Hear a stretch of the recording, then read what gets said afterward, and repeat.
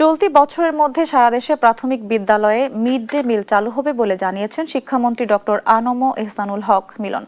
সকালে মিরপুর ন্যাশনাল বাংলা স্কুলে প্রাথমিক বিদ্যালয় গোল্ড কাপ ফুটবল টুর্নামেন্ট উদ্বোধন অনুষ্ঠানে কথা জানান তিনি। বলেন, আগামী ৩ মাসের মধ্যে শিশু শিক্ষার্থীদের স্কুল ড্রেস পৌঁছে দেওয়া হবে। এদিকে আজকের শিশুরাই আগামীতে বিভিন্ন আন্তর্জাতিক প্রতিযোগিতায় জয়ী হয়ে দেশের নাম উজ্জ্বল করবে বলে আশা জানান প্রাথমিক ও গণশিক্ষা প্রতিমন্ত্রী ববি হাজ্জাজ।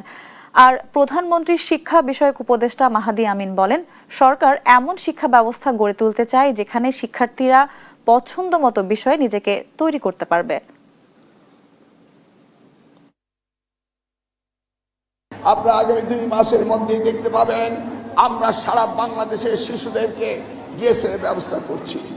এই বছরের মধ্যেই প্রত্যেকটি স্কুলের ছাত্রছাত্রীরা মিড ডে মিল পাবে। বিশ্বব্যাপী যদি সবার আগে বাংলাদেশ দাঁড়াইতে হয়, তাইলে এই যে প্রাথমিক শিক্ষা থেকে শুরু হইতে হবে। সেই জায়গা থেকে আমাদের প্রত্যেকটি শিক্ষার্থী আপনাদের দিকে আমরা তাকিয়ে আছে।